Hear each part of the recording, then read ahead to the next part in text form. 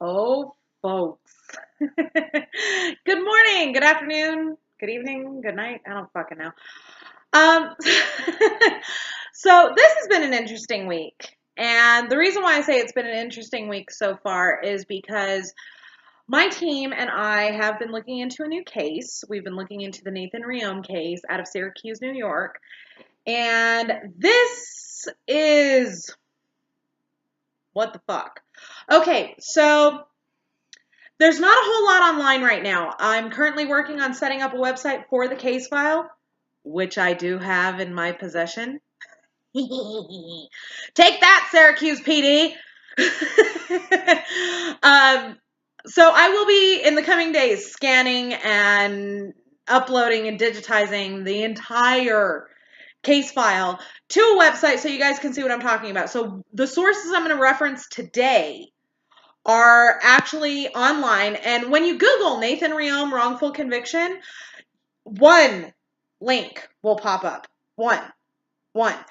And it's really interesting to me. So to give you some background real quick, in October of 2004, a woman by the name of Angela Hernandez was supposedly raped. Now I say supposedly, as you'll see later why. The thing is that apparently Miss Hernandez decided to go out. Now, her husband was in the military and he was deployed. That is the sorriest sounding engine I have heard for a while. Wow. So he was deployed and she decided to go out with some friends and have some drinks and, just kind of hang out.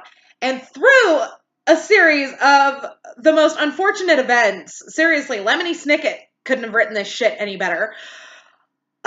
She she went out with some friends and then she got into the car with a smaller group from that group. And then I guess the driver was being a dick, so she got out of her own car that she was riding in with this smaller group of friends, and she started wandering around, and then she found this car that looked like a PD car because it had a searchlight on it. See my eye? I am winking. That will become relevant, I promise. And so she went up to it, and there were 4 guys in the car, and they said they'd give her a ride, and they weren't police officers. And so she gets in the car, and they cruise around for a while, and she falls asleep, and she states that when she woke up, the car was stopped, she was outside of the car on the ground, wearing nothing but her shirt, with her hands duct taped behind her back, and that these guys then proceed. Meanwhile, before any of this even happened, she takes off her wedding rings and puts them in her back pocket. Why? Why would you take off your wedding rings on a night out with friends, Angela? Really? That just sounds weird. But this is where it gets weirder. And before any of you climb up my ass about victim shaming, let me just say this about that. I am all about backing up victims. I am all about believing them. But when you start to hear this story, you will understand why I'm not backing up this specific victim. Okay? So according to Angela, she gets into they hoist her up and put her in the back seat. And one of them climbs on top of and does his thing and leaves. And she claims that he didn't use a condom. Then the second one gets in the car and they talk for a while. And she asks him if he has a condom. And he says yes. And then he proceeds to have sex with her too. Then the third one. Then the fourth one wants her to blow him. And then she finally tells him, I think I can please you better the regular way. And he sits in the seat and puts her on top. At one point, one of the rapists supposedly asked her, and those are her words, asked her to have anal sex, and she said no, and he respected that decision. Okay. She then says that after it's all said and done, they all climb into the back seat or into the car, and they take her looking for a place to drop her off. Now, I don't know upstate New York very well. I will admit that. I've never been. I'd really like to be. Publishers of New York, I'm free. Got a new book coming. Just saying. They cruise around, and at one point, they stop the car to let her pee. And then she says, oh, well, are we anywhere near whatever? Because I've got friends that live there. And they drove her there. At some point, the passenger sitting on her left takes her ID and enters information into his phone. At one point, one of the guys let her use his phone to call her sister. Does that sound like something a rapist would do? Because it's really fucking easy to trace them back. Okay, so meanwhile, back at the ranch, the next day, she calls her friend. Her friend wakes up, sees that she called, and then goes back to sleep. Like, here's the message, I was raped, and goes back to sleep. Some fucking friends. This poor woman has really got some shitty luck. She somehow manages to garner the single most gentlemanly and polite group of rapists ever created. And then she has the shittiest friends in the world, apparently. So her mom tells her not to take a bath. They take her to the hospital. They do the rape kit, blah, blah, blah, blah, blah. All right. One of the rapists is identified as Andrew Hilborn. Andrew Hilborn is a fucking pedophile. There is a former case, and I actually have the statement from that case. Sorry, Syracuse PD. Your claim that all of those records were destroyed in a flood is erroneous because I've got copies. Sucks to be you.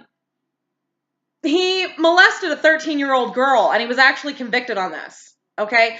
He is the only one out of this other group of 3 guys to say that Nathan Reome was among their number that night. 4 DNA profiles were developed from the rape kit. 4 male DNA profiles. 3 were identified. 1 has not been. Nathan Reome's DNA is nowhere in those profiles. None. How? But here's what gets me. I actually just thought of this. She claims in her statement that most of them used condoms. So if most of them used condoms, how is there any DNA for them to have developed? Those are some shitty condoms. Now, Nathan Reome was home that night. And he was home with one of his exes who has decided that she's not going to testify for anybody unless she gets a payout. Well, sorry, sweetheart. There are other ways to prove where Nathan was without your testimony. And I have those ways at my disposal. So, sorry. And then, as if that wasn't enough, the judge in this case refused to allow Nathan to use his attorney of choice. He forced him to use a public defender. That's a violation of his constitutional rights, Your Honor. God, you're stupid. So I'm going to read to you real quick minimize that. A little thing. This is from the appeal that Nathan filed. Clean my glasses.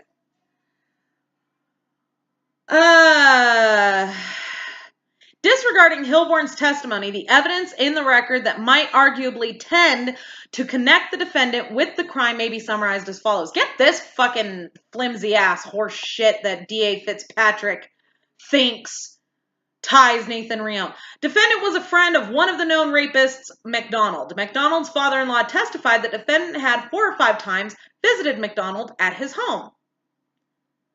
So basically you're saying he's guilty by association? Fuck you, Fitzpatrick.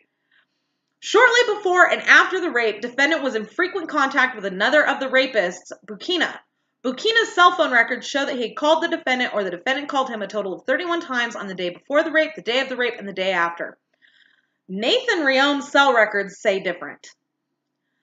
Of those 31 calls, none occurred during the time when the victim's testimony placed the 4 rapists together. Dozens of calls appear on Bukina's cell phone records in the hours immediately preceding and following the rape, but none of those calls was from or to the defendant. How the fuck do you figure, Fitzpatrick? If it was immediately before or immediately after, why would he need to fucking call him? He was supposedly there. There is some evidence, and get this shit, this is verbatim. There is some evidence, though weak, of a physical resemblance between defendant and one of the rapists. Defendant had dirty blonde hair, and none of the other 3 alleged offenders had that feature. A statement given by the victim shortly after the rape and brought out before the jury said that one of the rapists had dirty blonde hair. In a later statement, the victim retracted her description, saying she had given it because she felt pressured by the police to come up with identifying details. On the other hand, the victim made a cryptic remark during her testimony which may suggest that the appearance of the defendant and his co-defendants, McDonald and Bukina, was like that of her attackers. I'm sitting in a room with 3 people that I can tell you sat in the car. Defendant had a strong emotional reaction when first contacted by the police about this case. An officer went to defendant's home and said he wanted to talk about a rape investigation. According to the officer, defendant became extremely pale, sweaty, shaky, and had to lean up against a railing. Nathan Reome is no saint. He's had some minor, petty run-ins with the law. A cop shows up at my house, and I've never done a fucking thing. I've had one fucking speeding ticket that went to Warren.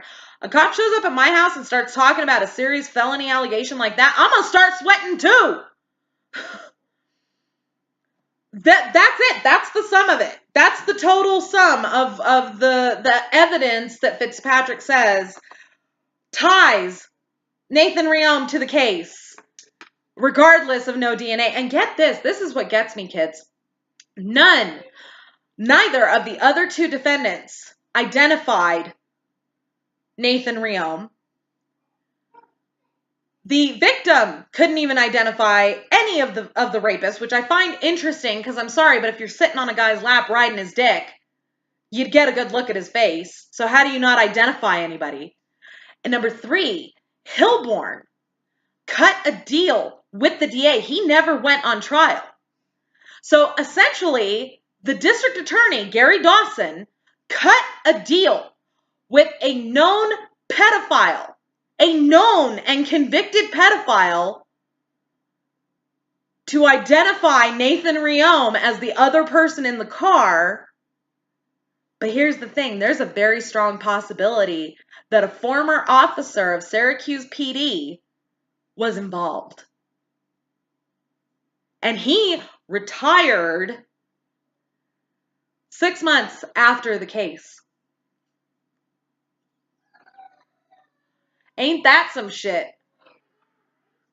So, this case is fucking insane. Now, if that was not enough, Nathan Reome, that poor man, Nathan Reome was sentenced to 79 years in prison for conspiracy. 25 years for each of the other 3 conspirators, and then 2 to 4 for some other fluffed up fucking charge. 79 years this man has on. He's serving 79 fucking years. Brock Turner was found on top of the victim. And he got what, 6 months? Nathan Reome is sentenced to 79 years? What the fuck? There is so much wrong with this case, I can't even get started on how wrong this case is, kids. I'm serious here, but we're going to go through it. So I'll leave the link for the Appeal It Brief down below in the description. Don't forget to subscribe to me here on YouTube. Don't forget to follow me on Twitter, MamaThePhoenix6. And boogie on over to the About page here on my channel. You'll find everything from my Cafe Press merch store to my Pinterest boards to my Facebook fan page.